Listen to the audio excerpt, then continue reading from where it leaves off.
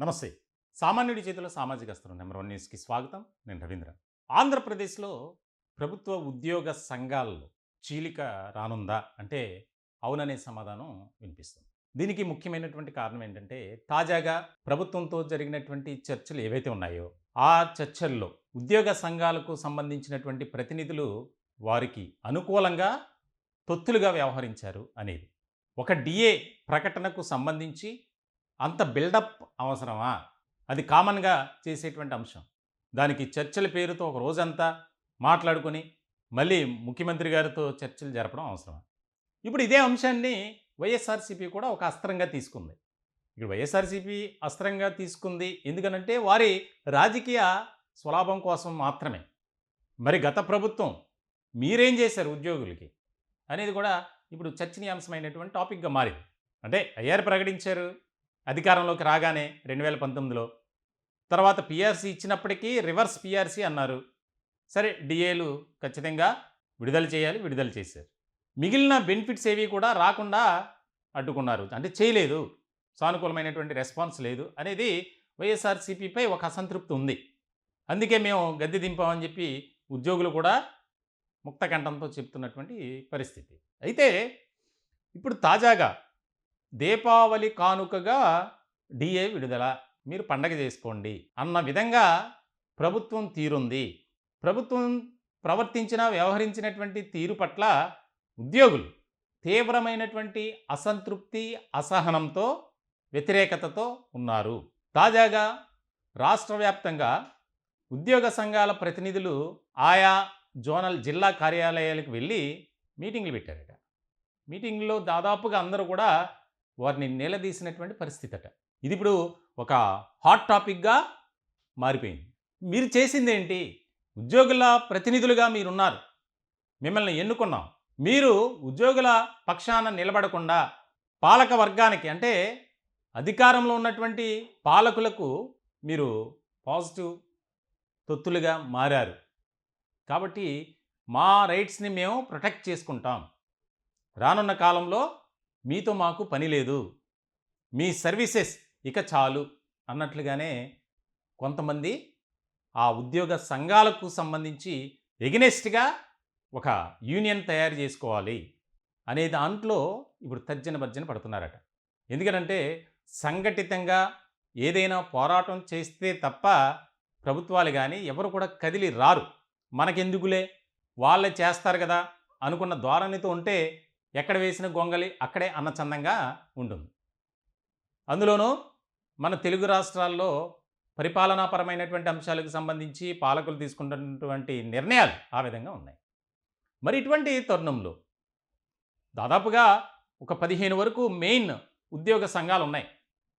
ఆయా విభాగాలకు సంబంధించి. అందులోనూ కూడా మరొక ముఖ్యమైనటువంటి విషయం ఏంటంటే సామాజిక వర్గాల వారీగా కూడా ఉద్యోగ సంఘాలు ఉన్నాయి. కాబట్టి అంతా కూడా ఇప్పుడు కొత్తగా ఏర్పాటు చేయబోయేటువంటి ఒక ఉద్యోగ సంఘానికి ఏకగ్రీవంగా మద్దతు తెలపాలి.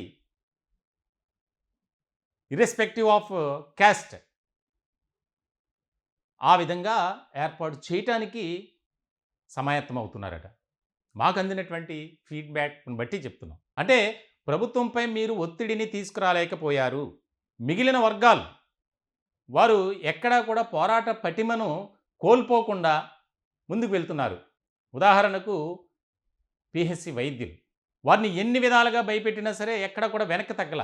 ఈరోజు వారు ఏదైతే అనుకున్నారో, డిమాండ్ చేస్తున్నారో వారి డిమాండ్‌లే. వాటిని ప్రభుత్వం నుంచి మేం చేస్తాం అని హామీ ఇచ్చేంత వరకు వారి యొక్క ఆందోళనను విరమించలా. ఇంకా సోమవారం నుంచి హంగర్ స్ట్రైక్ ప్రతి ప్రాంతంలో నిరవధిక నిరాహార దీక్షలకు కూడా పిలుపునిచ్చారు. ఆ విధమైనటువంటి ధోరణి, వ్యవహార శైలి ఉద్యోగ సంఘాల్లో ఎందుకు లేదు? మీరెందుకు చూపించలేకపోతున్నారు? అనే దాని మీద కూడా డిస్కషన్ జరిగిందండి. ప్రభుత్వానికి కృతజ్ఞతలు తెలుపుతున్నారు. ఓకే. దీపావళి పండుగ రోజు ఉద్యోగులకు తీపి కబురు. ఇవన్నీ బాగానే ఉన్నాయి. కానీ ఏం చేశారు? మీరు ఐఆర్ గురించి మాట్లాడలేదు. పీఆర్సీ గురించి మాట్లాడలేదు. మాట్లాడినా మేము చేస్తాం అంటే మీరు వారి మాటలను నమ్మి మాకు మళ్ళీ ఇలా చెప్తున్నారా అని కొంతమందిని కొన్ని ప్రాంతాల్లో అయితే నిలదీశారట. దానికి సంబంధించి మొత్తం కూడా ఉద్యోగ సంఘాలకు సంబంధం లేకుండా అందరూ కూడా ఒక యూనియన్గా ఏర్పడి మనం ఏదైతే ఉద్యోగులకు అనుకూలంగా మనం పోరాటం చేయాలి. కులానికో, మతానికో, వర్గానికో సంబంధం లేకుండా అంతా కూడా అటువంటి వారి కోసం ఇప్పుడు చూస్తున్నారట. అంటే పాత యూనియన్లు కానీ, పాత ఉద్యోగ సంఘాలు కానీ ప్రభుత్వానికి తొత్తులుగా మారారనేది మా ఉద్దేశం కాదు. కానీ వారు చేస్తున్నటువంటి ఆ కార్యాచరణ కానీ, పోరాటం కానీ, ఉద్యమం కానీ ఏదైతే ఉందో అది మాత్రం అంతంత మాత్రంగానే ఉంది అనేదైతే ఖచ్చితంగా చెప్పగలం. ఉద్యోగ సంఘాలకు సంబంధించినటువంటి ఆ యొక్క వాట్సాప్ గ్రూపుల్లో వస్తున్నటువంటి మెసేజ్లు ఆ విధంగా ఉన్నాయి. ఉద్యోగులతో కొంతమందితో ఫీడ్బ్యాక్ తీసుకున్నాం నేను. సామాన్యుడి చేతిలో సామాజిక అస్త్రం నెంబర్ 1 న్యూస్.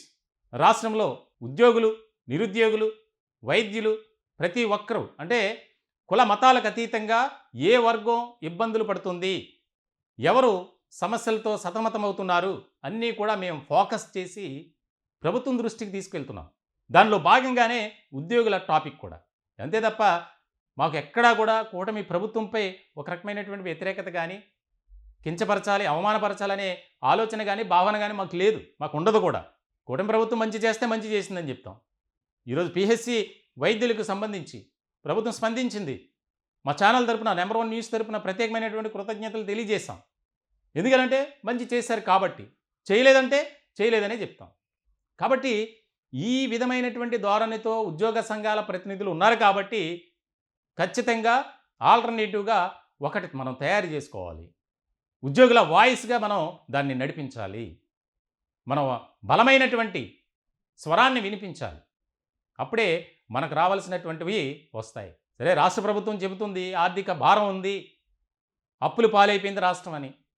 మరి మిగిలిన పథకాలకు సంబంధించి మేనిఫెస్టోలో పొందుపరిచినటువంటి అంశాలకు సంబంధించి ప్రతిదీ కూడా ప్రాధాన్యత క్రమంలో చేస్తున్నారు కదా, మాకెందుకు అలా చేయట్లేదు అనేది మొత్తానికైతే ఇప్పుడు ఒక అంతర్గతంగా కీలకమైనటువంటి చర్చకు దారితీసింది. ఏ సమయాన ఏం జరుగుతుందో అనేది.